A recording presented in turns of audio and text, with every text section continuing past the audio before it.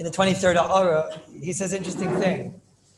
He says that if a person during the week he has a bell, a ringing bell, regular doorbell, electric doorbell, and on Shabbos he wants to have some type of a noise-making device so that people will be able to hear when they knock on the door. A regular knocker. He says it seems to him that even a pamon would be okay. In other words, during the week he has a bell, an electric bell, and on Shabbos you'll have a pamon. What's a pamon? Who knows Hebrew? Rabbi Ziegel, what's a pamon? A bell. So he's saying, look, you can have the electric bell, and on the Shabbos you'll have the regular bell. And he brings this down as a normative halacha. He quotes it from the Mishabura by us, the Mishabura, that they seem to say that if you have a kli that's miyuchad, the ganze problem is when you don't have a kli miyuchad l'koil. But if you have a kli when you have only one kli miyuchad, but if you have a separate one just for Shabbos, then that would be okay. L'maisa, there is a Taisa Shabbos like that. I'm a little bit nervoich about this Shmir Shabbos. I checked it in my notes. I had this in the old volume. I wondered if maybe in the new volume he was chayzer, but it seems to be he wasn't. And I find this to be quite intriguing. Does anybody have a problem with it? Number one, there's other reasons. Number one, there's other reasons. Uvdin the Chayil is not the only reason for this Isser. It's not the only reason. Uvdin the Chayil, we saw two other reasons, that you'll come to make a musical sound, number one. Number two is you'll come to fix this thing, and that seems to be the Ekar reason. That's the reason the Beis Yosef. Okay, maybe he says in the Chol is the Ekar reason. I don't know. That's one problem I had with this. You'd have to be, because the other reasons it won't help you to have something that's miyuchad just for Shabbos. Another problem I have with this is a bell. Isn't that what the Mishnah Berurah told us? That's a very big shiloh if a bell is considered a kli hamiyuchad l'koil, or if a bell is considered a kli hamiyuchad l'shir. Why is he taking on? Mishnah Berurah wasn't happy with the Magen Avram. He wasn't happy, at least with this aspect of the Magen Avram. Why is he taking on that we could be makel and assume that a bell is a kli hamiyuchad l'koil and not a kli hamiyuchad l'shir? That was the second thing that bothers me. Are those two kashas enough that it's already a problem? Does everyone agree? Everyone agree? Well, one's enough even, okay? One's enough. So now you have to, what if I have a third child? I have a third child, then it's mamish like a chazaka of shilas against this psak, right? So Maisa, there was a fellow who came to me today to ask me a shilah, Ben Astar, an Israeli fellow, and I was looking at the Shmir Shabbos. So I asked him, what's a pamon? What's a pamon? So he told me, like the Oilam is telling me, I also know what a pamon is, but he's telling me like a bell. He was trying to explain to me what a bell is and whatever. So I asked him, does a bell make a musical instrument, a musical sound? I just wanted to hear, like, what's the simple person? He's not a simple person, but he is a simple person. But what's a regular person? I meant a regular person. What's a regular person say if he's not in the sugya? Is a bell a musical sound, or is a bell not a musical sound? What would you say, right? So he said to me, there's different types of pamons. There's the type that have like chimes. These are my words now. But there's types that have chimes, and there's the type that have like I told him, here, read this. When you read this, what are you thinking? He says to me, yeah, it could be any bell. And it's a regular person that's reading Shmir Shabbos Hilchos, and not only don't I understand the psak of Shmir Shabbos, in other words, maybe he's talking about a regular bell that just says ding, ding, right? But a normal person that's reading this is going to make the mistake, and he's going to think, what type of pamon? Any pamon. It just says over there that anytime you ring a bell, and there's a lot of pamons that have real for sure musical sounds, according to everybody. So that's really the whole entire psak over there I find to be very difficult. That's number one. Number two, so again, I don't think you should be saimach on this psak in general, even if you'll know to get the right bell, but the Mishnah Berurah wasn't saimach on this psak as a lichatchila for sure not. It doesn't seem that the Mishnah Berurah holds that a bell is considered bichlal not a musical instrument. He considers a bell to be a musical instrument, and therefore, certainly lechatchila one should not do this. Peldik azach, it's mamish a big chiddush. I don't know. You say that Rosh Hashanah went over the Shmir Shabbos. It's a little bit mechudesh, very mechudesh. It's a straight Mishnah Berurah that's not happy about a bell. I thought I was reading it wrong, so just ayin sham, and maybe I am. I find it to be very mechudesh. Number one. Number two, in the Shmir Shabbos, in the 28th parak, in the 94th ha'ara, he said an interesting thing. He says that today, we spoke yesterday about the Sefer Torah and the Paraychas, And he says that today, the Magen Avraham was Mekel, and anybody who wants to be Seimich on the Magen Avraham, you can't say anything. It's the Heilige Magen Avraham. Shabru argues, but the Graz goes with the Magen Avraham, and the Aruch HaShulchan goes with the Magen Avraham, and they matzik this minig. Shach seems to even go with the Magen Avraham, and they say, listen, this is the widespread, the long-standing minig of Klal Yisrael. It's not a new religion, and they have bells on the Sifrei Torah, and they have bells on the Paraychas, and it's a Makim Mitzvah, and they said it's not miskavin, and even said that maybe a bell clapping this is not called a Klal Shir. Okay, so the Mishnah Berurah is against this minig. Mishnah Berurah is against this a little bit. He definitely isn't happy. He just takes the nafkamina of the lumdis of the Magen Avraham La'alacha, like we saw yesterday. Okay, so Rosh Hashanah says, but today the Sefer Torah is a much bigger problem. He says if you have a Sefer Torah that has on it the bells that we have, he says no, that's for sure a problem, and even the Magen Avraham would agree it's a problem. He says why? He says because the bells that we have, the whole header of the Magen Avraham is gebayt on what? That's a Makim Mitzvah. If I say it's the Makim Mitzvah, because it's a big important thing that everybody should stand up for the Sefer Torah, and everyone should stand up when the Aron HaKodesh gets open. So therefore, it's a Makim Mitzvah. So the Shmir Shabbos, it brings Rosh Hashanah that Rosh Hashanah said, okay, but today, you can't even hear the bell. If I say by the Svardim, when the bell goes, you mamish, you hear it. It knacks. Mamish a lebedik and does. You hear it like across the street and everything. But Mashenkin ours is just like a clank, like a little small clanking and dust and yent and v'chulei. So it kumtois like this. That it's an interesting thing. He says, so besides, what's the Makkah Mitzvah? Most people don't hear it, and most people don't know about it. And, so what's the Makkah Mitzvah? That's what he says. What? So I don't know. So my first reaction was if he's right, if that's what he's right. Well, granted, what does he mean, Bechlal? He means that our bells, they don't have inside like it's called an inbal. They don't have that little clapper or whatever inside. It's just a clanking noise of what is it really? Our Sefer Torah, I got to look today, right? So, I told the guy, give me a psicha. I want to see what's going on there, right? And so everyone got excited, who knows, right? But the Maisa looked at me like, you old man. But so the Maisa, I looked at the bell on the Sefer Torah. He got so nervous, the Gabba, because when I took out the Sefer Torah, I'm looking at the one that we take out during the week is not the one that has the crown. It's the other one, the Shabbos one, has the crown on it and everything. So I'm looking at it, got so nervous. I'm about to take out the one from Shabbos, and got scary. But anyways, so I looked at it and I started playing a little bit. It seems to be that it has a no bell, and it's just like when you push it, it just clanks. It's like it's all noise. It's basically there for decoration, and it just clanks. So that's what Rosh Hashanah is talking about. But then I started realizing, besides nobody really hears it and nobody notices it. So Rosh Hashanah is saying, besides it's not a Makim Mitzvah, and you lost the head to the whole Magen Avraham is based on the fact that it's a Makim Mitzvah, and today it's not a Makim Mitzvah because nobody's going to stand up. So my thought process is like I think some of the items over here. So then I was like, why should we also bechal? So then today I Sefer Torah forget. There shouldn't be also at all because it's like anything that a person, a noise gets made memela. It's not anymore klei shir, and it's not even a kliyam yuchad the coil. It's something that as you're going, a noise gets made. Right now, as you're going, a noise gets made. Is anyone going to say that as you're going, if you're pulling up the tris, I don't know. So that's a kliyam yuchad the coil. It's not negay. It's not negay. It's just a moment. So I saw that Rav Osner Taka in the 61st Tshuva, he says, Mamish, that's a Peldik Maisa, exact Pum Fakir punkt from Shalom Zan. He says like us.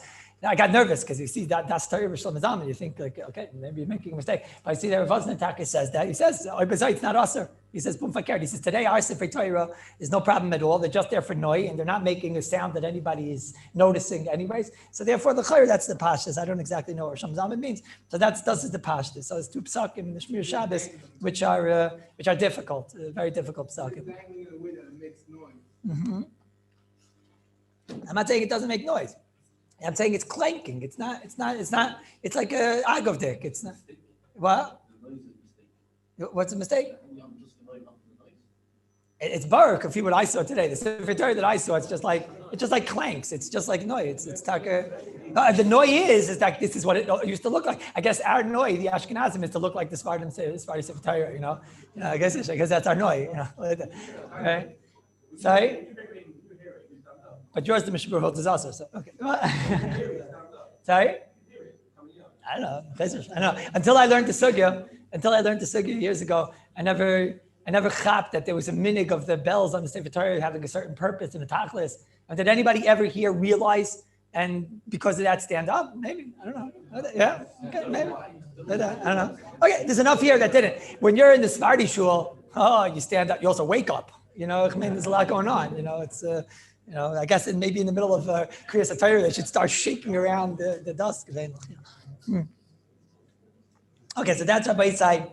Those are two aras that like that, 2 aras. Okay, so now there's a big sugya. There's 2 big sugyas over here, and then we finish them. We got to start buying already. It's, I was going to be buying Sunday. We have to start buying. I told him, yes, like Sunday, Mom, got buying no games, And we never play games here, ever. Right? So Sunday, I have to start buying it. That's Hashem. But let's see, we have we have to finish here. What?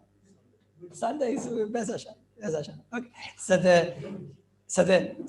Maisa Tachlis, I want to know, we spoke about our friend the rattle yesterday, and this rattle, we came out that you can't shake it in front of the little critter, and we came out that it's a Kallus Malachta Isser. The Maisa, it's a good idea to be machmer in this child. I don't know if Moshe would be upset with you if you're machmer in this one, like we saw yesterday. So it's a Kallus Malachta Isser, and it's mutter l'tzar kufa makayma. We did see that you're allowed to move it around, and you don't even have to be edel when you move it around. And if it shakes as an agav to your movement, so we saw yesterday that that's mefurish in the Shartzian, that's mutter. That's mutter. Okay, so we have here, those are the 3 big shilas of rattle. Can you shake it to the child? No. Can you move it around? And can you move it stam, even though it's going to make noise? The halach is yeah. You're allowed to move it, and you're allowed to throw it to somebody. You're allowed to do that. You're just not allowed to have skafana to make the noise. Adkan. The 4th shilah, which is the last shilah of a rattle, is can I give it to the child? There's one thing is we were saying you could take it away so that it doesn't ruin the makim. And there's another thing that you could take it away, you could put somewhere else. But can I actually hand it to the child? Now, mitzad Hilchos Muktzah, if we'll establish that there's no problem in giving it to the child, then that's okay, because then it'll be a Kallus Malachta Isser l'tzarich gufay, that you want to use it for the child to use. You can't shake it, but if Anshel's the baby, but if Anshel could shake it, so then great, it'll be a Kallus Malachta Isser. I could bring it to him. I don't have to be careful as I'm bringing it to him. I can't go like that as I'm bringing it, right? But I could bring it to him, and it's a Kallus Malachta Isser, it's our gufay. So what's the shayla? The shayla is Anshel allowed to shake it? So what's the answer? Everyone knows. Of course, Anshel's allowed to shake it. Anshel's allowed to do anything. Anshel's 1 year old. Anshel's not a bar chinuch. So what could be the problem? Chazal instituted in other words, if the child is of chinuch age, no, then he's probably not playing with a rattle anymore. Okay, but if he's a chinuch age, then enechanami, you have to stop him. If he's your own child, you have to stop it. But this child, how old is he? He's 1 year old. He's 1 year old. So let's say you see him and he's turning on and off a light on Shabbos. He's 1 year old and he's going on and off. And sometimes he goes like this. He presses this. He says Shabbos. He's standing on that chair. I'm talking about that little chair that you put there. And he says Shabbos, and he turns it off. Right? And then Shabbos, and he turns it on, off, on, off. So you have to stop. I mean, I would tackle him at the 50-yard line at the point of when the light's on, because otherwise he's going to do it again. But do you have to stop him? He's a child. He's not a bar chinuch. He's not a bar chinuch, so there's no problem, right? So everything's gevaldik. We'll give the child the rattle, and he'll shake it himself. But the plot thickens, and there's a halacha, which is actually coming up in probably next week's parsha, right? Emma. Next week's parsha. There's a halacha known as safinam. Safina, it's a pasuk of loisay chilim. It's a pasuk in the Torah which says that you're not allowed to feed a child isser. When the Chazal expanded this to Gemara Yavamis, Kaf Yud, it doesn't just mean feed a child this. It means there's one thing of chinuch that a child is doing in Aveda. So you have to be mechanech him if he's a gil chinuch, for Lavin, probably 3-4, for Aseis, 5-6, whatever. But that's if he's doing something on his own. Then there's another thing. You can't cause him to do Isser. The Gemara learns it out from a pasuk. They learn it out in a few places. You can't bring a kohen who's a baby into sometimes even a hospital if there's if he's going to become a tummy lameis. You can't give a child a sheretz to eat. Not that it's timtum alev. It's not kedai it's timtum alev. But you can't give him a sheretz to eat because there's a lot of loisei chilam. The Gemara talks about dam. You can't feed him blood. You want to put a little blood in the bottle. It's yummy or whatever. So you're not allowed to do that. You're not allowed to do that. Why? Loisei chilam. This has nothing to do with chinuch. This is nothing to do with chinuch. We're talking about a child that's not a bar chinuch. He's 1 year old. There's no chinuch. But you're not allowed to cause him to do it. And so much so, even when it comes, not just, maybe you'll think it's just food. So I told you already, it's even tamar lemeis, even kahanim. So the Gemara, the way the Rishonim learn, and Shin Mem Gimel, there's a whole simon about this. So the halacha is that if you want to take the child and you want to tell him here, you want to make Tati very happy, and you show him the light, and you say, turn on the light. You want to make Tati very happy, you show him the light, and whatever like that. So that's Loisa Chilam. That's Loisa Chilam. Okay, it's all Shaila. If you're holding him, on your shoulder, and the light's off, and you're facing that way, and he doesn't know he's doing it for you, and he just turns it on his own. So okay, that's a whole Shaila. That could be that's mutter. But if you're sitting there like this, holding him, and you're causing him to do an Aveira, you're causing it, even though, what do you mean Aveira? He has no Aveiras, he's one, he's not a Barchina. This is a new halacha, Loisa Chilim. And that, it has two names. Loisa Chilim is the pasuk, Loisa Chilim dam, don't feed him dam. And it's called, by the Lashon of the Paiskim, Safinan biyadayim. To be Mesapeh biyadayim is to feed him, to cause him biyadayim. So now it's a whole new shaila. If taka to use a rattle on Shabbos, it's also for you to use a rattle. So come on, that I can't use a rattle, and I can't turn on a light. I can't cause him to turn on a light, and I can't cause him to use a rattle. By giving it to him, you're causing him to use the rattle. And the chayr should be also it's Parsha, it's also, right? So you can't give the child the rattle. But the only shal is that maybe this ganze Isser is only by Yisrei Deraisa. I mean, the whole thing's a chiddush, right? The whole thing. So who says Chazal were geyser? Maybe it's only by Deraisa, it's not by Darbanans. And Lamaisa, when you look in Siman Shin Mem Gimel in the Shulchan Aruch, you lose your cheshik to say that, because the Shulchan Aruch says not like that. Katan oichel nevelis. If a child is eating a nevela, ain't based in mitzuvah lafrisha. You don't have to stop a child from eating nevela, but the father has to yell at him and okay. V'lachila biyadayim, aser afilu dvarim. Then here's the line: v'lachila biyadayim, to feed him with your hand. To feed with your hand. Dude, this has nothing to do with a father, and this has nothing to do with a gil chinuch. This is aser afilu davar she'aser midivrei soifrim. That's also even under abundance. That means if you have, any drabanan, any drabanan you can think of, to give the child a drabanan to do, or drabanan to eat, or drabanan, any issa drabanan, the Shulchan Aruch says you're not allowed to cause the child to do an issa deraisa or an issa drabanan. So Mela, go back to our case, and Imam ibn Mudashlema, that this Isser of Hashmaz Koil is an Isser Drabanan, because I am an Ashkenazi, and I beside. So then I can't let my little Ashkenazi child also. Good, so that's it. I guess again, Nachum, we're gonna have to call the Sephardi neighbor. You have to tell the neighbor, could you bring the rattle and give it to my kid? It's so awkward at 2:30 in the morning to knock on his door. It's not cool. Sorry? The Pais can talk about turning on a light, and Mishabur says right away, it's lav dafka food. What? You're putting it in his hand. Let's say you put it in his hand. We'll talk about maybe putting it near him in a moment, but let's say you put it in his hand. Can I take the rattle? But some babies, if you don't put it in the kid's hand, so then, he turns that way, right? You know how it goes. You want to leave it the baby, it goes that way and that. So if you want the kid to be calm, the rattle calms him down, right? So you can't shake it, so you want to give it to him and you want to put it in his hand, right? So now you put it in his hand. The only way is, so are you allowed to put it in his hand? Lefi this, it should be a tosser.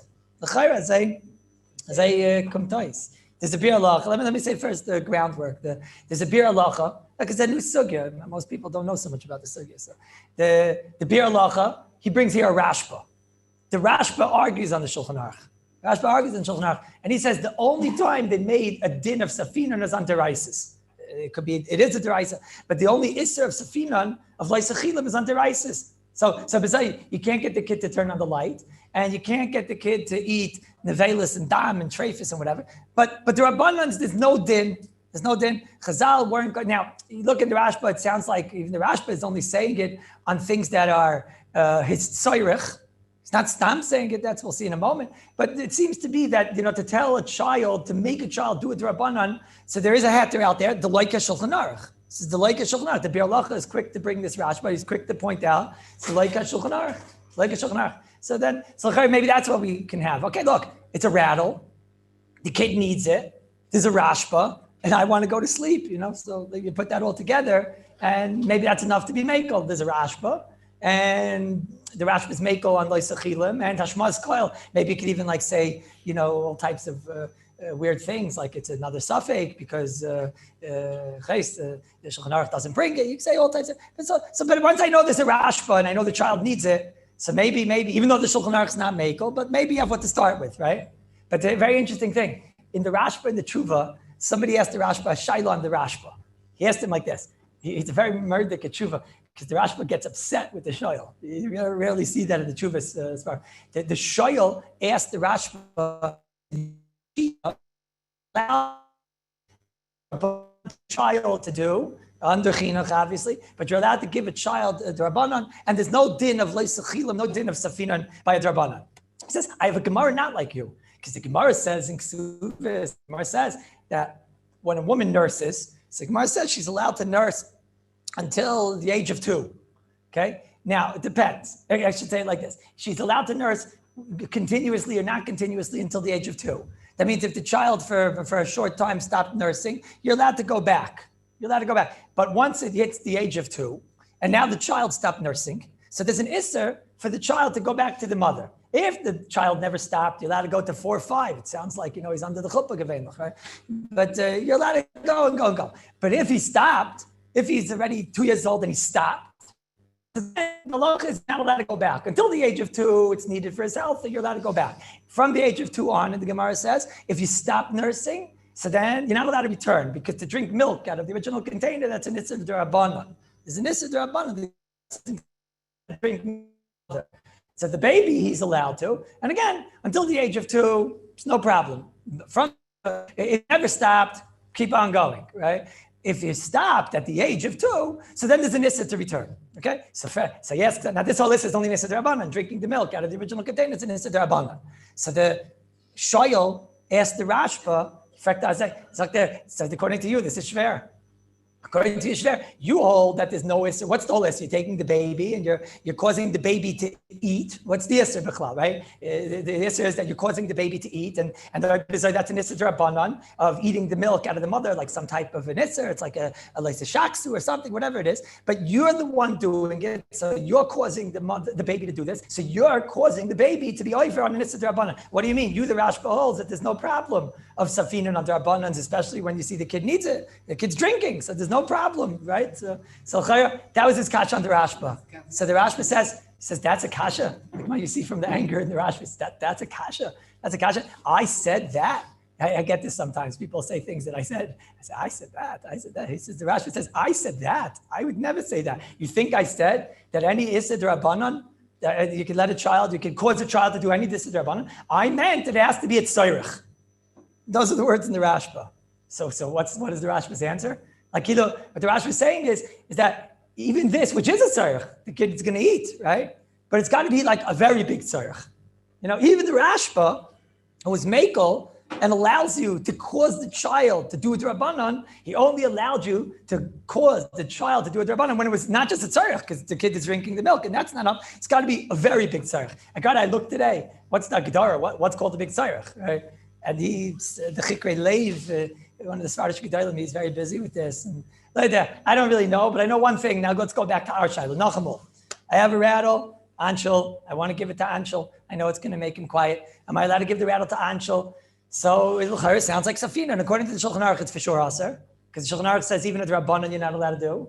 Right? So that's the Mishbur Paskins like that. You're not supposed to give a child to do a Rabbanan. Elamai, I know the Rashba is mekel for a tzarech. No. Who says this is even a tzarech now? Who's to know if a rattle's a tzarech? Well, it's very hard to now apply this Rashba. Once you don't know what the Rashba was being mekel on, because he says, I also agree he needed tzarech. And he got angry.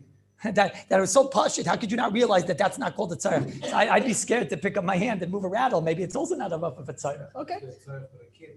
Also, it would have to be a tzarech for the kid. It's another problem, like Rabbi Spire is saying. And we said yesterday, most of the time it's a tzarech for the mama bear, not for the baby bear. Angel. So this is so l'chayrat. So what can we do? Any Eitzah? What's the Ber Maisha? Okay, but that was, we saw it. That wasn't a tziruf even. Oh, the Ovnin D'chol part. Not the first part. The first part we said was not true. What do you mean? What? The first part? Okay. Do you mean the second part, the Ovnin D'chol? Okay, so maybe, because Ovnin D'chol, we said maybe a rattle is only an Ovnin D'chol. So maybe Klape Safinon, we could be mitzaref, right? Maybe. But it's like this.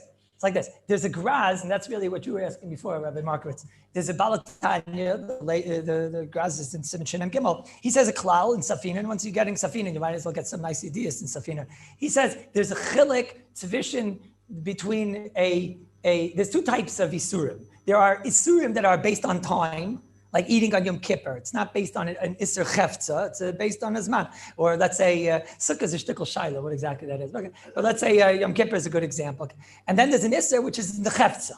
It's in the Chefza, right? So what's the Lois Achilam, the Safina, the Graz says, the Lois Achilam of where it's in the Chefza, like in a Veiler, like a Sheketz or a Sheretz or something like that. So the Graz says, then you're not allowed to even put it in front of the child. That's Mavur in the Gemara in Shabbos. I think it was on Sadi Gimel or something, maybe. Where was that Gemara? I don't remember. Sadi Hey, maybe. The Gemara over there is Mavur that even if I put the Nevela in front of the kid, that's already Lois Achilim. But he says, now I'm not going to go into the lumdus of the chilik, why it's like this. It's a graz. We'll just be saying on it for now. Mr. Shem, maybe we'll learn the sugya one day. We'll understand it more. But he says, Masha Enke, when you're dealing with an isser, which is not inherent, right? It's based on zman. So he says, then it's only usher if you put it in his hand. He says this teretz because it answers up a lot of problems in the sugya of leisachilim, and you have to have a muna. I guess the pshat is that's the chefts of the isser, and you're putting it within his reach, and that's already like that. But that's what he says. That's what he says. Now, what's our isser? A rattle? Is that an isser based on time, or is that an isser in the chefts of Shabbos? Right? Shabbos obviously based on the time. So now we have a shtickle eitzer. That's heter number one. Is barer that you're allowed to take the rattle and put it down in front of the kid, right? And as long as you don't put it in his hand so far. Because again, let's make a cheshbon. Number one, Rabbi Rosenberg wants us to know that this is Ovdin Dechol, maybe, okay, so maybe it's not Ovdin Dechol. Number two, we got the Rash, but maybe this is called the Tzarech of the child, probably not. Okay, but now the bigger after, the Maisa, I'm not putting it in his hand, then we have the Graz. Once I'm not putting it in his hand, then we have the Graz. Of them can falazech, you can put it next to him and he'll take it. But to put it in his hand, l'chayr is forbidden. L'chayr is forbidden. Sorry? Why can't we give it in Klach Yad? What's going to help? Still, you're doing Safina in Klach Yad. There's no heter of Safina in Klach Yad, right? It's a Klach Yad Zarsuk. It's nothing to do with that.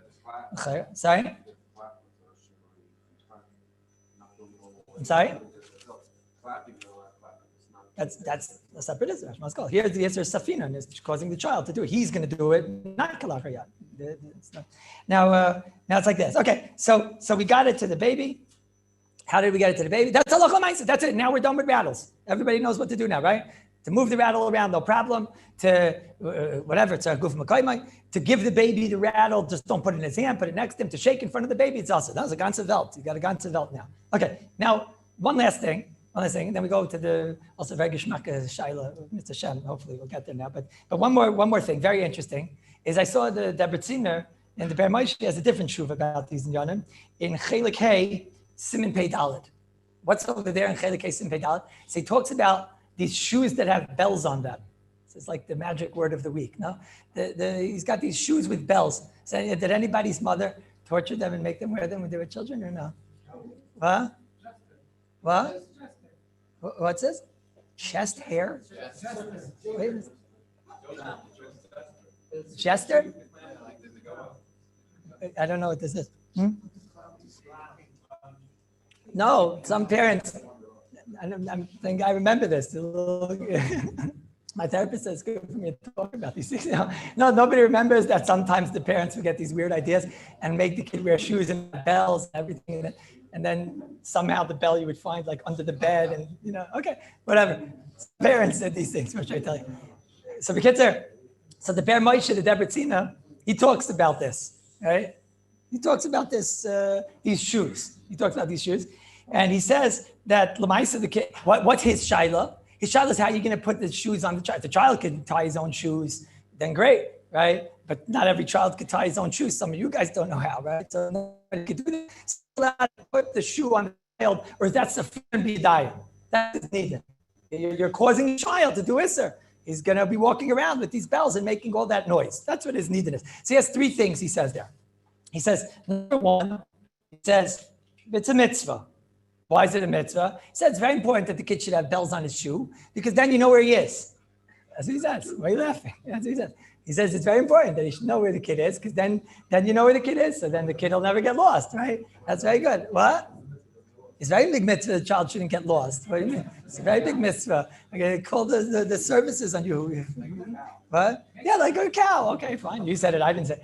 Then he says in the second heter, wait, Rabbi Say, In the second heter, he says like this. He says, not only that, I don't know if this goes into Shma's call anyways, because the bell makes absolutely no noise. You can't hear it.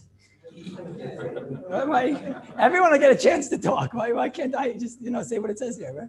That's what he says. I don't know. Like that. That's what he says. The third thing he says is he says, anyways, we have the Shittas Taisvis. That's like, the theme of the week. We have the Shittas of Taisvis. And Taisvis says that Shliach, the whole making of a Kli Shir today. We don't know how to make Kli Shir. So Mela, Moicha. No, that far he says, if I say Vait, I'll be Mekel on that svara of Taisvis. That Taisvis says the whole Gzera falls apart today, even if you don't want to be Mekel on that svara. But Legabe Safinon Meken Falazich.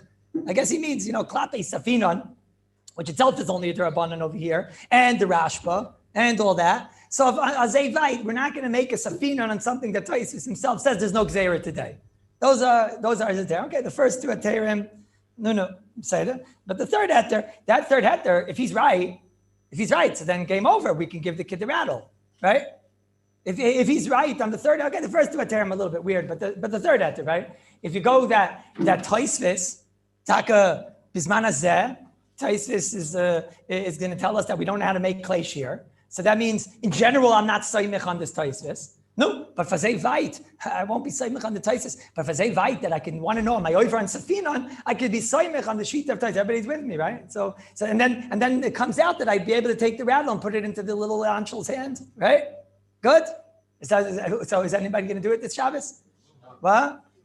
So I don't know. So Rabbi Markowitz says, what do you mean? Do you know that there's a Ramah in Siman Shin Aleph? There's a Ramah in Siman Shin Aleph. This is very intriguing. In the Ramah in Siman Shin Aleph, in Sif Chav Gimel, he talks over here, they used to have, it's basically the same case. They had shoes with bells, the Debrecina over there in Borough Park, and Ramah in Krakow, like a suburb of Borough Park, they had, begodim with bells on them. They had Kleider with bells, that's what they had.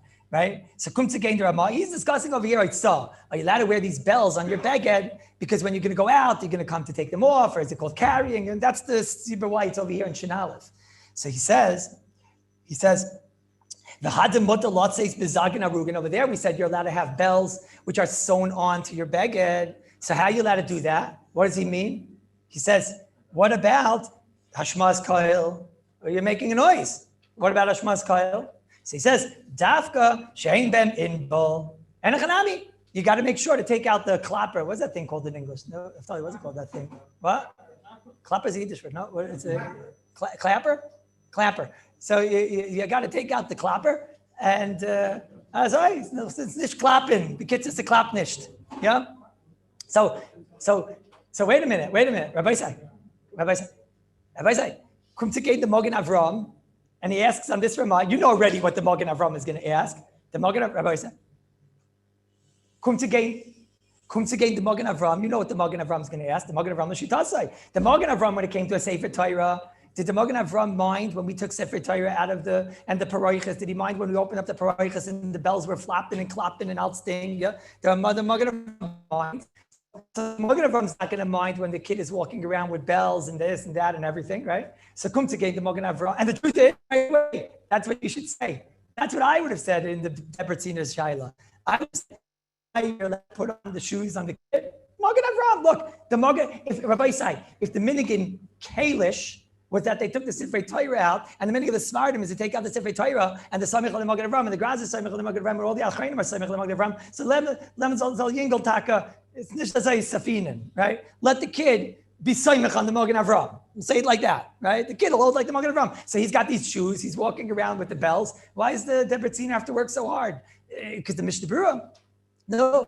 So, but the Mogen Avram asks the question on this Ramah. Says the Mogen Avram, what's the pshat in the Ramah who's talking about basically the exact same case? He's talking about just like the kid wearing shoes, the kid wearing a shirt and it has a bell on it. And the Ramah says you have to take off the bell sound and make sure it doesn't make a sound. Says you have to plug it up. Frek the Mogen Avram. Why? What's the problem? Let the kid, let the young girls the ice game, let the kid go out, let him clap and flop and everything great. Why not? It's a bell. A bell's not a Kli Shir, at least according to the Mogen Avram. And he's not being makavin. So why Mogen Avram is the Ramah being so aggressive against this little child? That's the Mogen Avram's Kasa. You know what the Mogen Avram answers? The Mogen Avram answers what you just said, Rabbi Platzker. The Mogen Avram says, because we're talking about a child. That's what the Mogen Avram says. He says, since we're talking, the truth is the Mogen Avram ends there. He says, we're talking about a cotton. Come to gain the grass. What does the Mogen Avram mean? Because a cotton wants the noise. What did we say yesterday? And when you take out the Sefer Torah, so you don't care, you just want to take out the Sefer Torah. This is your chance to show everybody I can hold the Sefer Torah, So that you don't care about the noise. So on that, the Mogen Avram says that when Sefer Torah comes out, there's no problem because that's called a miskaven, and that was World War. Others said it is miskaven because originally it was put in with the dot to make the noise and you shelled suit to that noise or whatever. But the Mogen Avram holds that you're doing it ain't a miskaven, you don't care about the noise. You're not thinking about the noise. And if you're taking it out and you're shaking and clapping, it's a problem. But the Mogen Avram says a normal person takes it out, he's not thinking about the noise, therefore it's ain't a miskaven, like we explained yesterday. Comes again the Mogen Avram, he says, but a kid? When he goes out with the shoes, he wants the bells, he's going to make the noise. So that's why it's usher. Zak the Graz, why is it usher? He's 3 years old, he's 2 years old. If he's a cotton, Zak the Graz, safinon. Zak the Graz, you can't put on the shoe on the child because you're going to cause him to do an itzer. Those are the words in the Graz and the Mogen Avram. No, so what did I just say? What did I just say? So it says meforish mamish in the Mogen Avram, in the Graz, in all these achrei. Everyone, that there is a din of safinon on putting the shoes or the bell on a shmas koil. There's an isser d'rabbanan of safinon to enable a child by putting it on him, to put it in front, we have that etter, but to put it on him and to cause him to do it. And it says, none of these achreinim are willing to say, yeah, we'll be saying on taisvis. All these achreinim, mefoirash, are saying no. And therefore, it's the same halacha with the rattle. Same halacha, so halacha l'maisa. Are you allowed to put these shoes on the child? No, because that's what comes out because he's miskaven. That's what comes out. And are you allowed to hand him the rattle in his hand? No. Are you allowed to put the rattle down next to him? Yes. Is that crystal clear? You should know this changed the psak. That I realized this last night.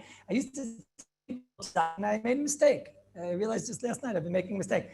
You tell me what you think, but I'm making a mistake. I saw one sefer also says like my mistakes. I don't know. Maybe I'm making a mistake again. I don't know. You'll tell me. They have these cars that the children have, either sometimes that they go on themselves, these like three-wheeler things, and they have these cars that the kid pushes around, right? And they have clicking noises to them, but not clicking derech agav, because clicking derech agav, you understand that that's not the chefza, that's not a shmas kol. But they have like bedafka, like one of them that I'm thinking of right now, it looks like a train and it sounds like, like it's on a track and it's making a clicking noise as if it's moving on the train. Right, that's what it's. And sometimes you have the one with the car and the kid is on it and he sounds like he's moving and he sounds like he's making a noise and whatever, right? So I used to think, mistakenly, the car. I used to think it's mutter on Shabbos for the child to use, right? Okay, if the kid is 2 years old, you don't have to stop him from using it, fine. But I used to think that, even if he's a bar chinuch, he could use it. Why? Because, hooray, the Mogen Avram said, if you have a noise on an item and there ain't a miskaven, it's mutter. So I thought, look, what's this kid doing? He's just pushing it. He really wants to just play with the car and he really wants to just drive on this thing and whatever. So it's like the case of the Sefer Torah that the noise is agav. But now you see from the Mogen Avram that I'm wrong. I don't understand children, right? The Mogen Avram is saying that when the kid has a noise that goes click, click, click, he wants that noise. So therefore it's not going to be usher. So I asked the kid today. Actually he's 5. I think that's for Raya, right? And I asked her when, you have this thing, it's like train thing or whatever. So I asked her, what's the most fun thing about this train thing, right? So she said, nothing. She doesn't even like this. Right? So I tried again. I said, when you drive it, is there something that you notice about it, right? She says, yeah, I noticed that when I stand up after it, I have all the fruchis from the carpet on my dress. It was just like not going, right? So I don't know. You have to ask a kid. I don't know. You have to ask. But I'm saying the Mogen Avram, his avana of children, is that the kid is going to be bedafka doing it for click the noise. I saw one sefer says not like that. I think the art school book he says not like that. What? Yeah. Yeah. Is that what? He has a bell on the door.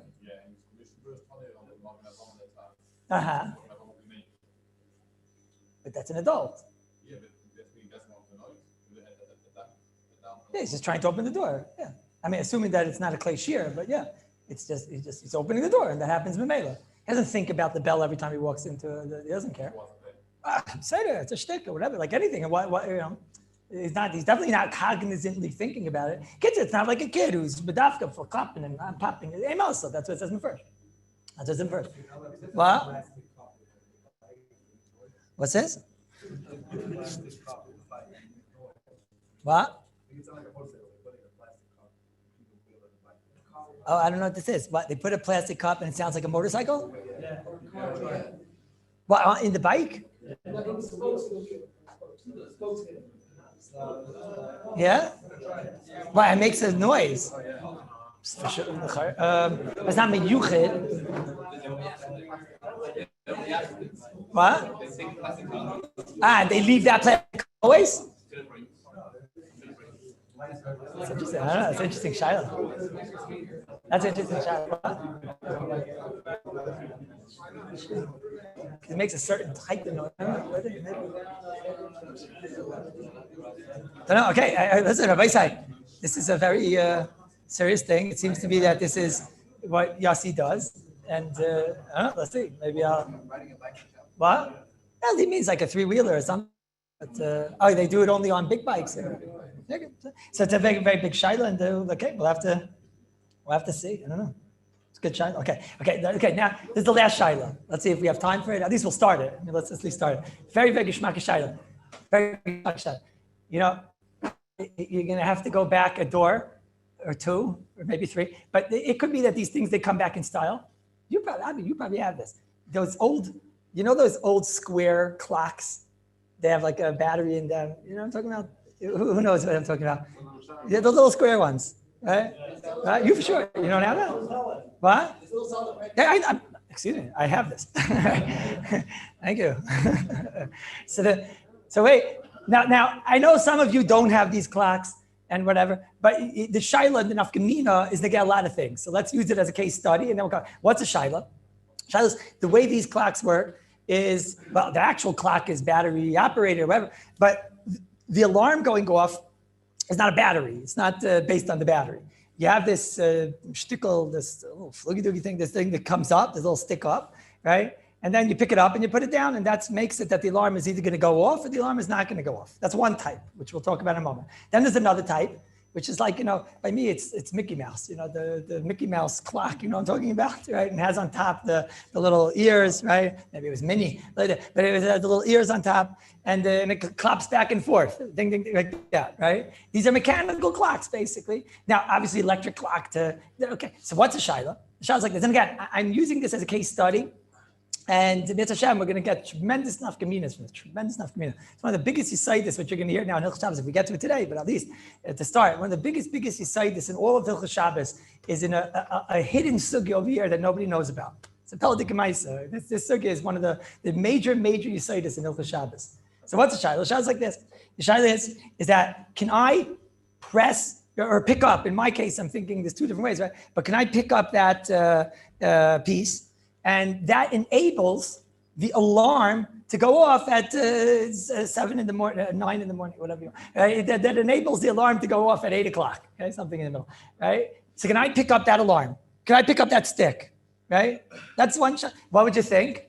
What's enough? No, I'll tell you where I think of the shaila. Where I'm thinking of the shaila is that a lot of times, I guess sometimes like a bacher, a lot of times this thing, what'll happen is, let's say it's 7 o'clock at night, it's going to go off, right? 8 o'clock at night, it's going to go off, right? So there you are, you're sitting in your meal, it's there, whatever, and it's bothering everybody. So what you want to do is before Shabbos, you don't want it to go on, so you close it, right? And now at 8 o'clock, it's going to go off. It goes off for like 5 minutes, and then you'll pick it up, and then 8 o'clock in the morning, it'll go off again. Everybody cops the case now? You cop the case. In other words, right now I put it down on Shabbos. Now I'm just explaining why in the world would it be down, or you forgot. You forgot yesterday morning, you pressed it and you forgot to pick it up. That's one case. Another case is, let's say the alarm is set for 7, because that's when you wake up during the weekday. So can I push it to 8? Or the other way around? Some people on the weekday wake up at 9 and then, okay. So what's the halacha? What's the halacha? Okay, so what would you say? What would you say? Are you allowed to do this? What's the issur b'chlal? Picking up that, assuming there's no electricity. I'm not going obviously with electric zaka now. Am I going to be allowed to pick up the piece, and now it's going to cause the alarm to go off. Okay, so what's the nidin? Why would I be allowed or not? So I'm doing a goyrim of a hashmas koil. Listen well, Rabbi says one of the big sugyas in all of Hilchos Shabbos that snuck in over here. I'm snuck in. Am I allowed to be a goyrim of a hashmas koil? What would you think? In other words, to actually, let's say you pick it up that second and it would start knocking and ringing and whatever. So that's a mice of a shmas koil. And that you're not allowed to do on Shabbos is to do a mice of a shmas koil. Okay, but what about if I'm not doing a goyrim of a hashmas koil? I'm not doing a shmas koil, excuse me. I'm doing a goyrim of a shmas koil. What's the din of being a goyrim of a shmas koil? No, so where would you look to such a shaila? So I guess you have to first know what is grama bichlal in Hilchos Shabbos, right? What's the din of grama in Hilchos Shabbos? So that's Shulchan Aruch Siman Shin Lamed Daled, Siv Chav Beis, that the Shulchan Aruch talks over here about there's a fire and how you're going to put out this fire. So you take two garbage bags, let's say, you fill them up with water. The Gemara wasn't talking about garbage bags. The Gemara was talking about buckets or things like that, right? But you take garbage bags, you take buckets or something like that. You take them and you put them around the fire, and then the fire is going to go out memela, right?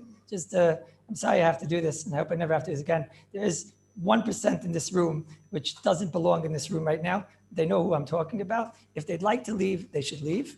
If they don't like to leave, then they have to stop what they're doing.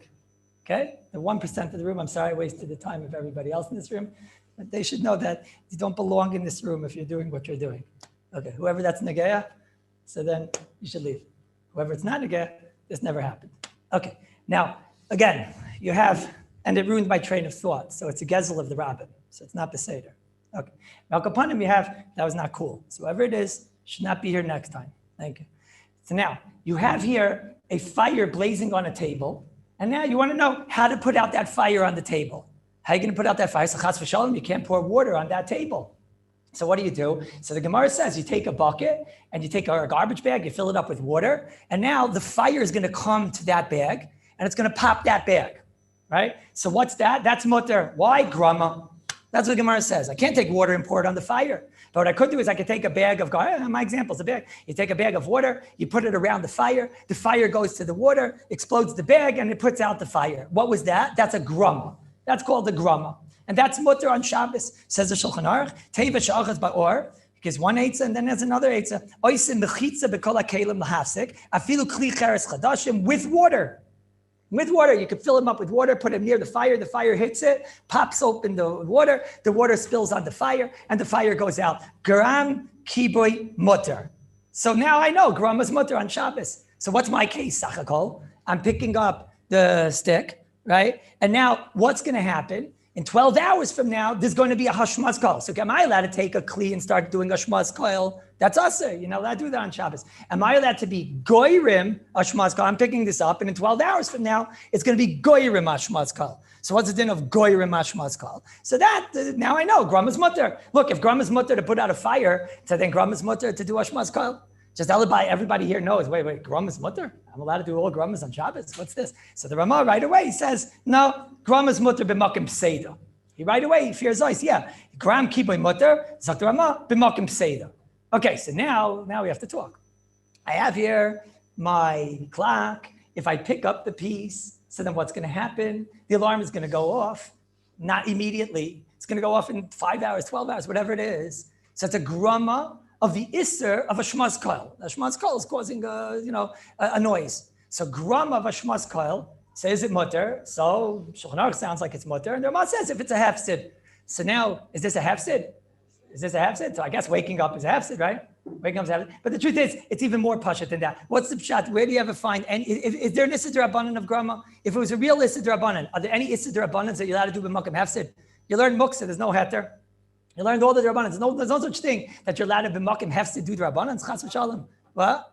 It's definitely not without a hefsid meruba, this, that, whatever. There's no such thing. So the Chazanish in Lamed Ches Tes, I think it was, the Chazanish, he says over here, it means that the Ramah is saying that we really paskin gramas mutter.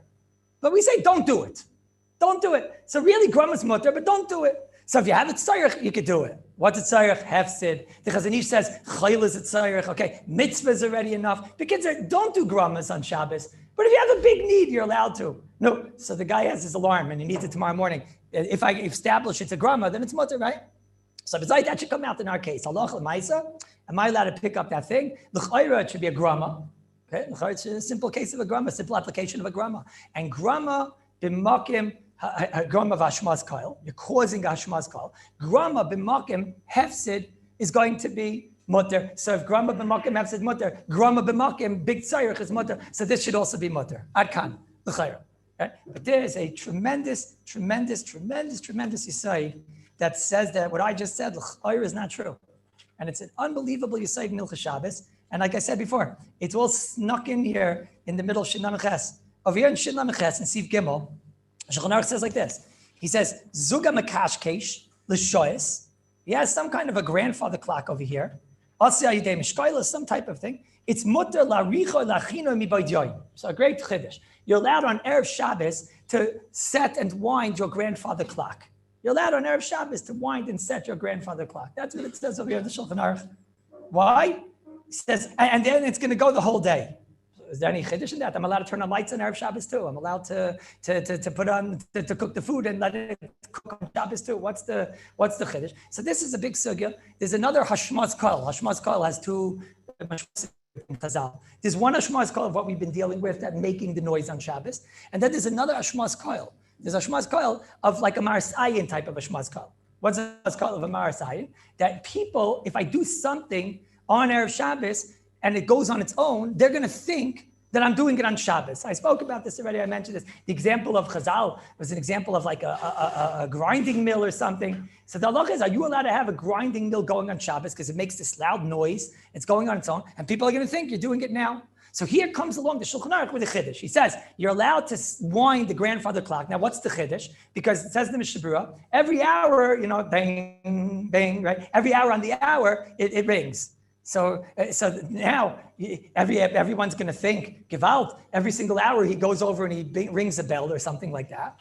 Okay, so come it makes this noise, this grandfatherly noise or whatever it is. So he says you're allowed to do it on Erev Shabbos. Why? So he explains, since everyone knows that you don't go over and do it immediately. Everybody knows that you don't go and do it immediately, right? So therefore, you're allowed to do it because there's no marasayin. And it's basically that you say that if everybody knows that you didn't do it, that's why it's mut. That's what Mishnah Berurah says here. He says, Zugam Akashkes, Kairin Zeger, Mutal Arichai, Leichai Shinan Yishmu Koilai, and that people are going to think you did. Hakol Yoitim, everybody knows that the derech is to do it yesterday.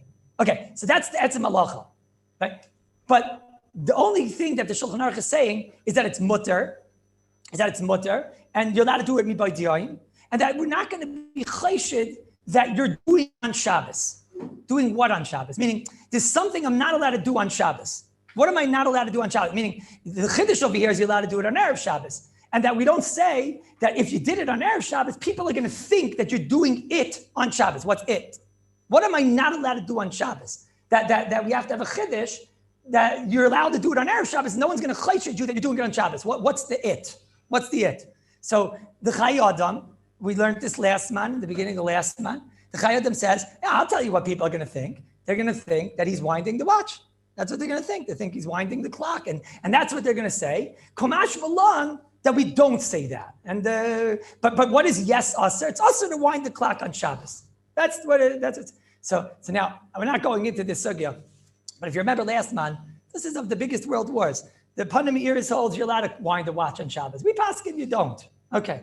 But the Panim Iris says, of course you're allowed to. What's the difference between that and a folding chair? It's all there. You're not fixing anything that's broken. You're just setting it on its way. It's like a folding chair. When you unfold the folding chair, you fixed it. It's here too. The spring, all you have to do is turn the spring and let it go. But it's not broken. It's not broken. Panim Iris holds it's not broken. The Yitzchak Chanan holds it's not broken. Others, it's a big fight. This is like one of the big world wars over here, which we spoke about last month. Some say it's only usher because makim shenagu iser usher to be made. But there are definitely, we hold it's usher. In this room, we hold it's usher. Mishnah Berurah says it's usher.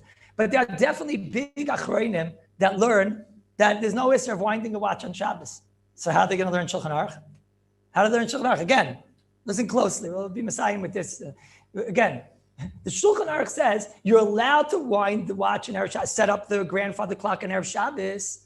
Okay, even though it's going to go off every hour, you're allowed to do that. Why? And we're not chayshid that they're going to think that you did it on Shabbos. What's it? There's nothing usher. Winding a watch on Shabbos, not usher according to these achrayim, right? So this is a shaila that the Pri Megadim asks and the Graz asks, and they all say very simple. They say, you know what? Listen closely. Such a geshmaki side. They say, people are going to think that you are making a noise on Shabbos. What's the answer of making a noise on Shabbos? Shmas kol. What are you doing? You're setting up, and let's say that second I would wind it, and that second it banged and made that grandfatherly noise or whatever it is, right? That second I made the noise, right? So Ibazai, that's the chiddush that you're allowed on Erev Shabbos. Nachamol, what's the chiddush that you're allowed on Erev Shabbos? Because I would have thought that people are going to think you're making a shmaz kol now. Kamashman, everybody knows that that's not how it works. You wind it before Shabbos, and then it goes on its own and it happens on its own. But what is aser? What is aser? It is aser on Shabbos to wind something and cause that there'll be a shmaz kol on Shabbos. Wait a minute. But if I'm winding something and causing a shmaz kol on Shabbos, that's only a grandma, no? What's the problem? Again, I'm allowed to do it in Erev Shabbos because people know that that's normal. But what are people going to think? Kilo, if it would have been Aser, what are they going to think? They're going to think that on Shabbos, I did it. You did what? You wound it and caused that every hour it should go off. So that's a grandma. It's a grandma v'ashmas kol mutter. What? Say again? They say that this is what the Graz says. The Graz says that I'm going to say that he wound it on Shabbos. Kamash Malon, we don't say that. But what is the Kamash Malon? What would you not be allowed to do? That I therefore need to say you can do it Erev Shabbos. I'm not allowed to wind on Shabbos, but not for winding, because these achrayim hold, you're allowed to wind the watch. So again, the fee, the panim is that holds you're allowed to wind the watch on Shabbos. So says the Graz, what's the pshat in this Shulchan Aruch? That I allow you to do it on Erev Shabbos, and that I don't say, if you do it Erev Shabbos, people are going to come to say he's doing it on Shabbos. Doing what? That he's setting on Shabbos that it should go off every hour. What? So that's, maybe you could say that. The Graz doesn't say that. The Pri Megadim and the Graz don't say that. They say explicitly not like that. And the Ksav Sefer, they all say not like that. They say that it sounds like from here that a gram of Ashmas Koil is aser. Now this is Tamua. Why would a gram of Ashmas Koil be aser? It's a big pella. It's a big pella. Does anybody know why it would be aser, a gram of Ashmas Koil? The Maria Sad, somebody asked the Maria Sad, he was the Talmud of the Chasam Sefer in the 74th Tshuva. He had some door on his grandfather clock that when he would open up the door, so then it would cause that every hour it would go off, the noise or something, right? He would open up that door and then every hour it would bang like that. So he asked him, L'chayr it's mutter, it's a gram. He says, yeah, here, L'chayr gram Ashmas Kol should be mutter, he says, but what should I tell you? It says first in Shulchan Aruch, not like that. Because he learned that Shulchan Aruch is saying that you could do it Erev Shabbos. Why could you do it Erev Shabbos? Because no one's going to be chayshid you that you're doing it on Shabbos. Because it's normal to have done it on Erev Shabbos. But what is the it that I'm not allowed to do on Shabbos? I'm not allowed to wind the watch on Shabbos that's going to cause it to go off every hour. Why not? Because a gram mashmas koil is aser. So the Maria Sad says gram mashmas koil is aser. So go back to our case. He says you can't do it. What? Yeah. Again, it's not a raya. They don't hold of this. They had a much more simple thing. There's an issa deraisa mamish. What? Yeah, it's true. It's true. You don't have a makor. It's true. He's right. If you feed the Mishnah Berurah, you don't have a makor because they learn what are you not allowed to do on Shabbos. You're not allowed to wind the watch on Shabbos. It's true, but there's no reason to believe there's a fight. Now, the truth is, I want to say on the Chumash, so I'm gonna stop here. I'll explain on Bez Hashem on Sunday. I'll explain with this. We'll finish Bez Hashem on Sunday. Bez Hashem, but Bez Hashem. First 2 minutes. But I'll explain. The Maisa, in the meantime, this Shabbos, in the meantime, you can't pick up a thing, even for a gram, Ashmas Kol. I'm going to explain why this is not a gram. That's what I'm going to explain. What? Sorry? So close it, Pashas, you could. Pashas, you could, because it just, what? Pashas, yeah, there's no issa to stop Ashmas Kol. Right? Pashas. I just want you to say here one thing, though. Very interesting. Unrelated for a second. This is all a raya against the Belzer Klapper, no? Rabbi Bergman, this is a raya. Why? What did the Ber Moshe say? And what did they tell us in Belz? What did they tell us in Bells? And what did the Ber Moshe said? They told us in Bells and in the Ber Moshe, they told us that any noise that's miyuchad to make a coil, that's when it's a problem, only if it's something that could come to a clay shear, could come to a musical shear and whatever, right? But I mean, this case over here, this is just, what is this? They're all saying it's not a clay shear here. They all say it's just a shmas coil. They're going, obviously, that a bang is just a shmas coil, right? So if a bang is a shmas coil, I can't ever turn this into a clay shear. Can I turn this into a clay shear? It's whatever it is. There's nothing I can do with it. How am I going to turn it into? What did they say? They said that the reason why he said, what was the Ber Moshe going on a rattle? He says the reason why rattles mutter is because you can never make by mistake the sound of a clay shear. Now over here it says mefurish, I'm not allowed, lefi these achronim, I'm not allowed to be goyrim the shma of the coil that comes out of the grandfather clock. That's a shma's coil. I certainly can't do it. I can't even be goyrim. So then if I can't be, why not? Because I'm going to come to make a clay shear. I'm going to come to make a shear sound. Again, what's the issur? The issur is you're not allowed to do a kliyam yuchad l'koil. You're not allowed to take a rattle. Why? Because you might make a musical sound. And they said, so if it's something that you can't make a musical sound like the bell's clapper, so then it doesn't have a shame of a kliyam yuchad l'koil. So here, how can I make it into a musical sound? Well, that's a whole different, that's not what this issur is. Again, that's a different grandfather clock. We're dealing with this grandfather. This grandfather clock is a shmas coil. It makes a sound that's miyuchad and not a clay shear. What? There's nothing I could do. What did the Ber Moshe say? He says, you can't use the rattle. Nah, you could use the rattle. Why? Because you can't make it into a musical sound. The whole issur is making a kliyam miyuchad that you'll make it, because you might make it into a musical sound. So what here am I going to make into a musical sound? What can I do? I'm setting up a system. It's going to go off in an hour, and it's going to make this sound. And what? And I might make a musical sound. What's a negeh? It's a pella. It's an absolute. It's a raya brura. That's far is no good. That's a raya brura. What? Come again? Again, we're going with the achreinim. It doesn't matter what the mechaber himself holds up. We're the achreinim. What? What do you mean? Everyone agrees to Shulchan Aruch, Rabbi say. I mean, why is the Shulchan Aruch aser? That's time a good question.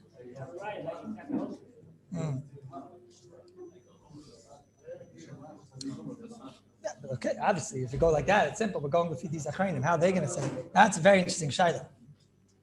It's a musical Rabbi. It's very simple. Big band, they have a very nice musical. I don't know. But the Mechlal, what was the kasha? The achreinim are clearly not going like that. The achreinim say not like that. The achreinim are not going like that. They go first not like that. The achreinim say it's a gram of ashmas koil.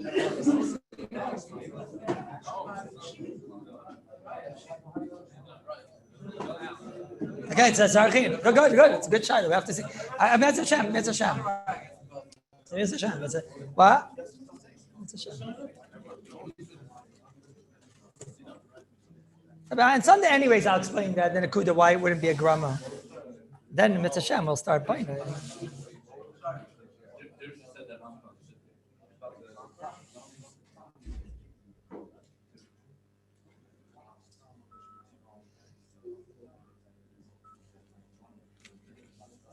Like I said, it says there's two Parshias this week, but Leis Brera, right? What? Welcome to Anytime. Welcome everybody from Torah Anytime to Shleimir Kodesh. So it says like this. You have to welcome, like you make a bar mitzvah, you invite your children, you invite the family members, the people. I welcome you guys from the kollel. There's guys that watch all the time, no? I guess they, but what? Before like Weimer, it's probably not okay. So it says like this. It says Bezois Yavai Aaron El Kodesh. Bezois Yavai Aaron El Kodesh. So the Achreinim asked the kasha already. They ask, what's the pshat Bezois? Dafka with what? With this Yavai, and why Dafka Aaron? All different questions. It's not true. Every Kohen Gadol is going to go. It should say all the Kohanim, all the Kohen Gedolim are going to go inside the Kodesh HaKadoshim on Yom Kippur. So what's this? Bezois Yavai Aaron Ela Kodesh. Kasha is but so there's a big side. The Nachlat Tzvi really says this side. He brings down that there's a Torah, the Baal Turim, that says Bezois is Gematria 410. It's very famous. The Gematria 410. What's 410? 410 is the amount of years that the Beis HaMikdash, the Rishon, was Kayim. So he says like this, Bezois, says the Nachlat Tzvi, Bezois, the Kiyim of the Beis HaMikdash, 410 years was what? B'schus what did the Beis HaMikdash stand for 410 years? Bezois Yava Aaron. Something with the schus of Aaron. And once you understand what's the schus of Aaron, so now Aaron HaKohen, first of all, we'll see Aaron HaKohen, the Meshech Chochmah says already, the Goyin says, he had a right to come in to the Beis HaMikdash, to the Kodesh whenever he wanted. He had a right to come in. A different Kohen Gadol, he's only allowed to come in on Yom Kippur into the Kodesh HaKadoshim. But Aaron HaKohen, he was always allowed. Bezois, something about Aaron and his 410 years that he kept the Beis HaMikdash for 410 years. Why? B'schus Aaron. What was the schus of Aaron? So everybody knows, right? Everybody knows. Aaron HaKohen was the Chazal say already. What did Hillel said in Perkei Avos, that the person should be like Aaron HaKohen, Oyev Shalom, Roidiv Shalom, Oyev Esabrias, Umakar from the Torah.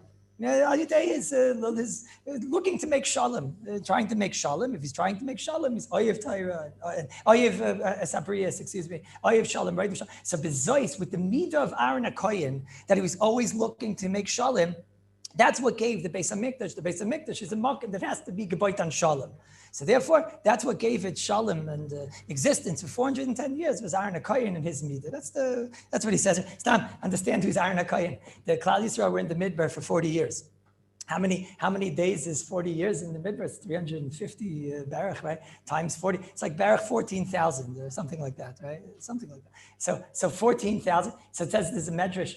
The medrash says that Aaron HaKohen, at his levaya, there were 80,000 children named Aaron that walked after his kever. Aaron, why do all these people named Aaron? Because Aaron used to make shalom bayis. Aaron used to come, they would fight and whatever. So then Aaron would come. No, Stam, you think like everybody's always fighting. It seems like everybody was always fighting. It's not, but everybody was fighting. So Aaron HaKohen, there were 80,000 children named Aaron, and they were all named after Aaron HaKohen because once he made peace, so then Aaron HaKohen, well, they named the child Aaron.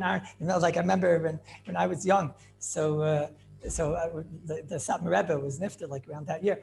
And that year, everybody in yeshiva, his name was Yoeli. It got very confusing in the yeshivas, right? Yoeli 1, Yoeli 2, Yoeli 3. So you imagine it's nothing. When Aaron HaKohen, even when he wasn't nifter, it's a right to the Spartim, that they named after people that are alive.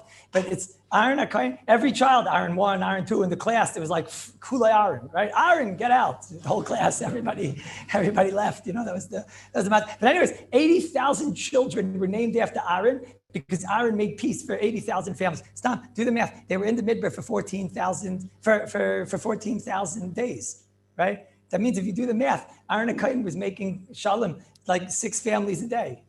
It's like 6 families a day, Baruch, right? Unless some families fought twice and had 2 children later. But it's an unbelievable thing. Aaron HaKohen made six house calls a day, and he made peace. And all day long, that's what Aaron HaKohen was busy with, right? And also Aaron HaKohen had to learn Kol Tar Kula. The Gemara says that Moshe Rabbeinu would come and he would teach it to Aaron, right? So here's Moshe Rabbeinu, Aaron HaKohen, he has to learn Kol Tar Kula, and he's all day long being Isaac in Shalom. And that's what it says over here. That's why Taka Aaron's schus was the schus. The schus of Shalom is the schus which gave the Beis HaMikdash a Sibas Hakiyim for 410 years. B'zais, Yavai Aaron, and that's why he was allowed to go in whenever. A regular Kohen was only able to go in on Yom Kippur, because that's when he reached that Madrega. But Aaron was Kulei Shalom, so he was always on that Madrega. That's the Pshat. Anybody is learning Daf Yomi now? There's Daf Yomi, right? So what was Gemara say? Yuma, I think it's Daf Tes. No, it's probably right around Daf Yomi, Mustama, right? So what's saying Yuma Daf Tes? The Gemara says, what's the reason why the Beis HaMikdash was Nechrav? It's the Gemara, right? The Gemara says it's because of the Gimel Chamuris, and what? So the Gemara says, but the second Beis HaMikdash, the Gemara says, because Sinas Chinam and das. So L'lamdecha, what's the Gemara say? You guys are learning it, right? L'lamdecha, that Sinas Chinam is Shavah to the Gimel Chamuris. Sinas Chinam is Shavah to the Gimel Chamuris, and that's.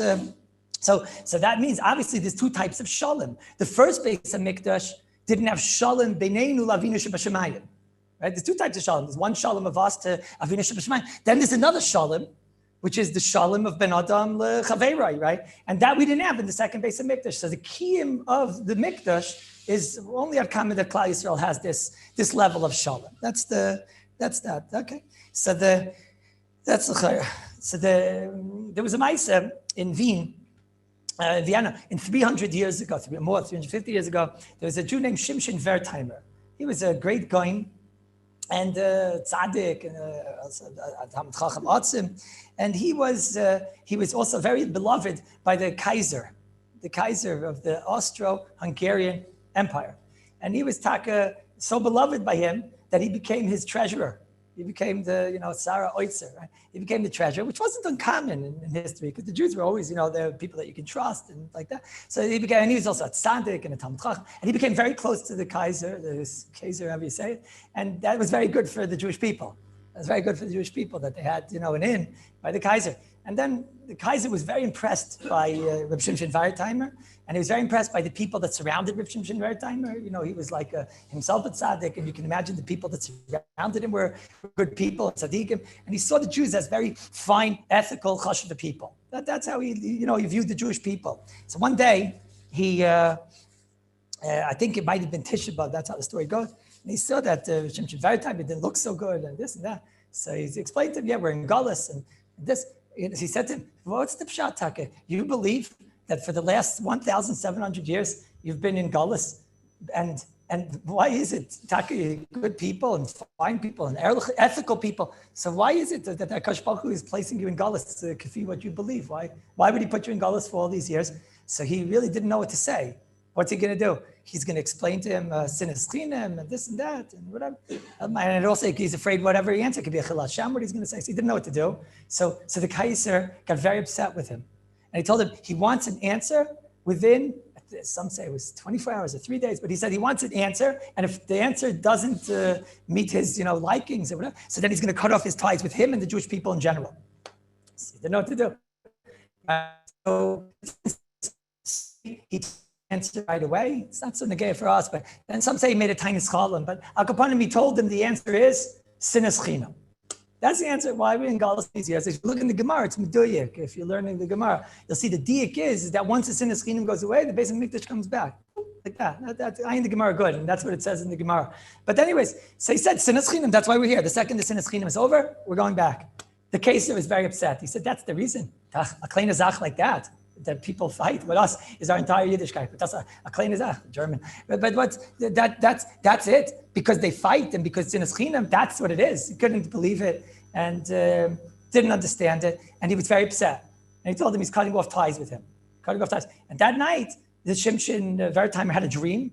And in the dream, they told him, you said the right answer, and he's going to understand the answer. So, okay. The next day, the Kaiser from the Austro-Hungarian Empire, he went on a hunting tour, and in the middle of the tour, the real Geschmacka hunters, they don't walk around with the mashpakim and he got lost. He was running after or whatever, and he got lost, and he started getting closer to the night, and he was in a bad matziv. And finally, he came to like an area where he saw there was some type of a kfar across a nachal, across the stream. So he went there. It's already getting dark. He passed through the water. He comes out. He's soaking. He's dripping. He's tired. He's hungry. He's a matziv. And he goes now. He starts knocking door to door to try to find somebody that's going to take him in for the night. Nobody's taking him in for the night. He looks around. Nobody is even going to look at him. He knocks on this door, knocks on the people just yelling at him, get away. Yeah, I'm the Kaiser. Shkoyach. Yeah, okay. And so then he sees him as Zuzah.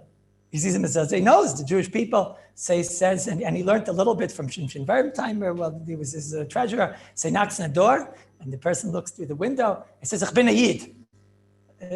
He knew what to say.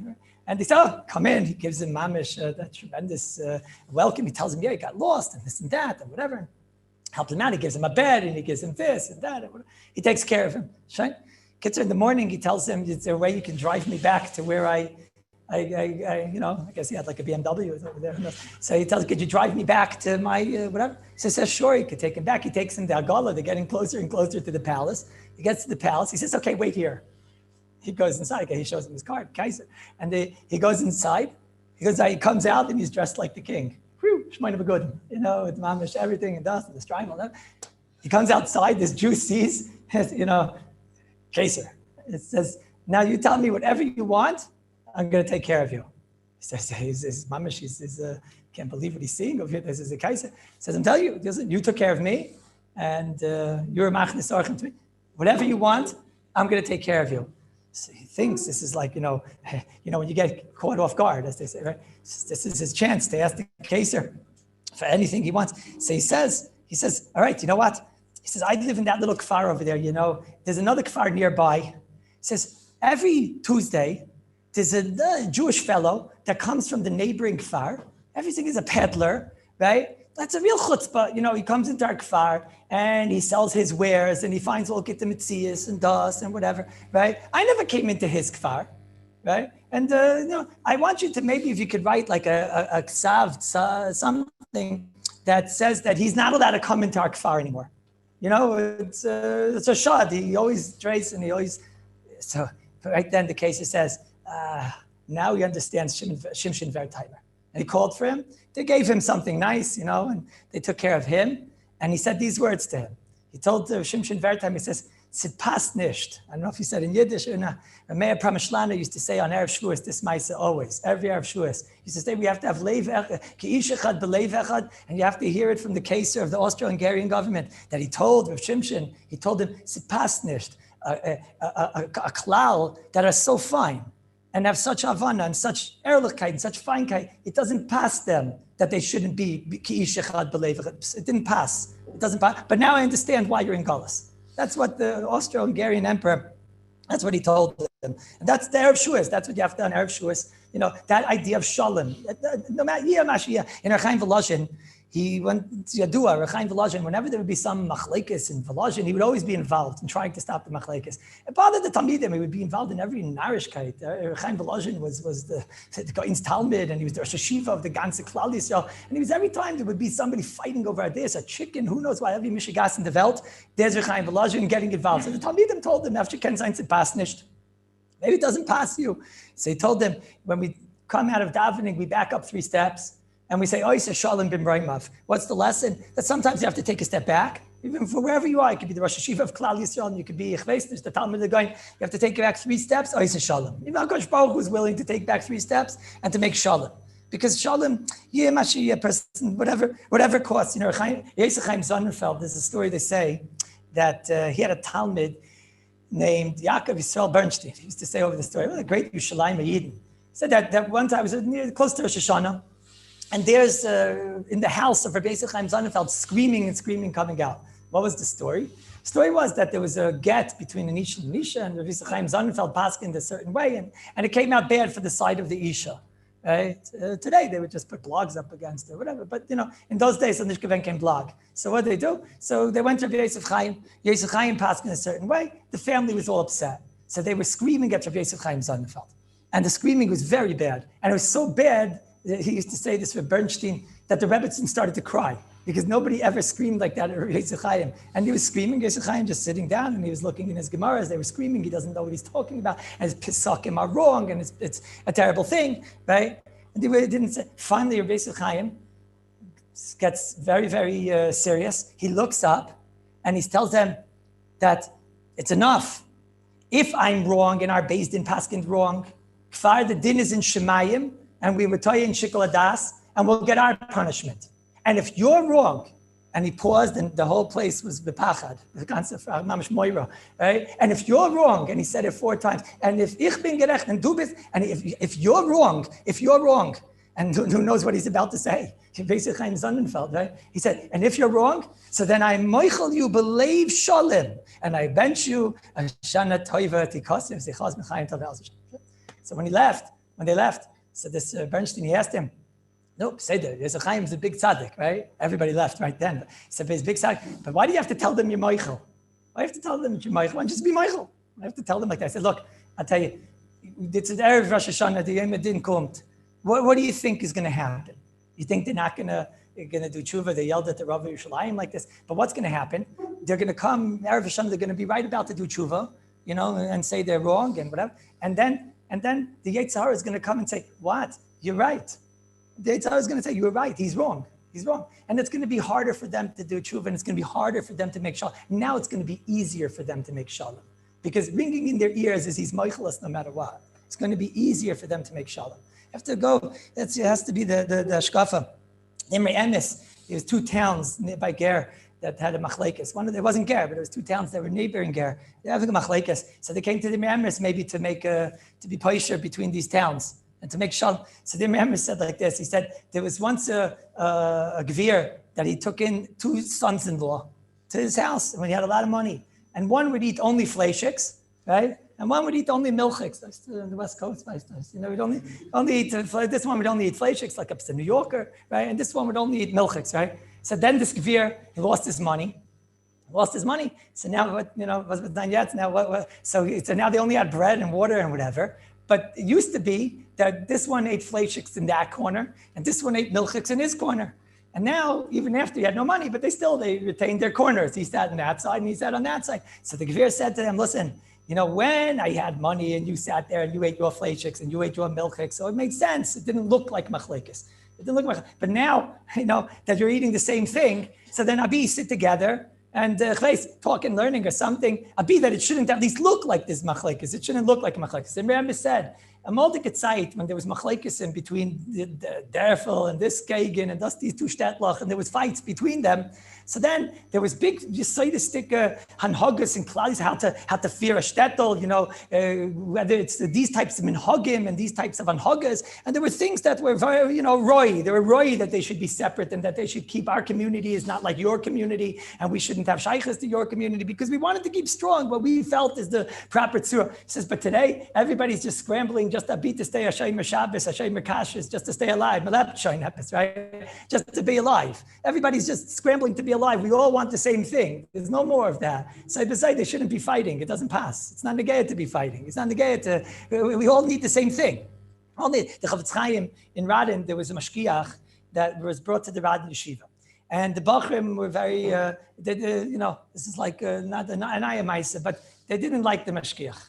They didn't like the mashkiach, and it was causing a lot of problems. And everybody knew one thing: hide the story from the Chofetz Chaim, because if the Chofetz Chaim finds out, he's going to start with all the Shmer Saloshin and this. So everybody did whatever they can that the Chofetz Chaim shouldn't find out. One day, he walks the Chofetz Chaim into the base medrash. Everyone knows it's over. Chofetz Chaim knows, and the Chofetz Chaim came in and he clapped on the bima in the middle of the seder. Imagine, in the middle of the seder, the Chofetz Chaim clapped in the bima and he started to talk. And the Chofetz Chaim said that he wrote a sefer called Shmer Saloshin. In that sefer, he decided to keep it toned down. Whoever read it, he says he decided he's not going to make it so scary because he doesn't want a person to lose his, you'll see something and you just lose it. You'll lose your what chance do I have, right? So he toned it down. Could you imagine what would it have looked like? He says, so Lamashal, in that sefer, I don't bring the Rambam. Welcher Rambam is the Rambam Zok that a person versus a kat medaber lashon hara, so then such a person, he's ein lechelik leolam haba. I don't write that in the sefer. That's what the Chofetz Chaim says. He says, why? I'm going to write in the sefer. He doesn't have a chelik olam haba. Someone's going to read this. He's going to lose his cheshek to even try. I spoke lashon hara. I have no chelik in olam haba. He said, there's a Gemara that says that Shlomo Melech was Shaila amongst the Tanoim if he has a chelik in olam haba. It's a Shaila. Okay, the Tanoim wanted to put him in the Mishnah as somebody that doesn't have a chelik in olam haba. That's what they wanted. They wanted to put him as he's somebody that doesn't have a chelik in olam haba. No, what happened? All of a sudden they tried to do it, and all of a sudden the bench of the Tanoim started getting very hot. And they started burning the dartons, and they decided maybe not to say that Shlomo Melech has no chelik in olam haba. So they tried again. They tried again to say that Shlomo Melech doesn't have a chelik in the olam haba. And then a baskol came out from Shemayim and said he has a chelik and leave him alone. And then they stopped. Who cares what the Tanoim say? Who cares? In Shemayim, they know the emes. They know the emes. In Shemayim, Shlomo Melech, he's next to David by the Kisei HaKavod. So what's the difference if the Tanoim say not like that? Sagt the Chofetz Chaim, that when the Torah was given to Klal Yisrael, it was given the ability to control everything. And if they paskin down here, that Shlomo Melech has no chelik in the olam haba, then they're putting him in Gehenna. Al pi the Tanoim. Sagt the Chofetz Chaim, if the Rambam paskins, I know what you're thinking. You think I'm a yeshiva bacher, and I say, look, even if I talk against this mashkiach and whatever, but I'm a yeshiva bacher. Nachaltz I learn Torah. Nachaltz I daven. Nachaltz I'm a good person. And nachaltz, I'll be okay. I'll have a chelik in olam haba. But if the Rambam paskins that you don't have a chelik in olam haba, then there's nothing you could do. You'll have no chelik in the olam haba. So he's okay, like a Chavetz Chaim. Got to the end of the story, so you think if you'd hear a shmutz from the Chavetz Chaim, bevadai we would do tshuva, right? And bevadai we would do shalom. You know what happened? The mice at the end of the day, they didn't. It didn't. So Chavetz Chaim told the mashkiach about 2 weeks later, you have to leave the town because it's going to destroy the whole radin. Right? It's a shalom. What could you do? What could you do? Right? But that's, you see, look, Lamaisa, at all costs, you do whatever you can, always to have shalom. And the bezois, the avai, mice, in the end of the day, sometimes it's difficult. So what are you going to do? You just have to just be mevater. You know, what happens? Somebody, he does something wrong to you, just say it's okay. It reminds me of a story. There was once a person, he came late to a dentist appointment. And, you know, he came already 20 minutes late. And he comes in there and he's sitting down and the dentist is already, it's already 20 minutes late. So he tells the dentist, in life, you just have to let things slide. But so he tells the dentist, look, I'm really sorry I was late and this and that. And because I was late, I also didn't have a chance to brush my teeth. That's, so what do you do? It's like, you just to make shalom, is it worth it? You get all, So I said to him, you should know when you walked in, I didn't get a chance to wash my hands after the bathroom. So sometimes you just have to let things slide, Rabbi say. All right, good Shabbos.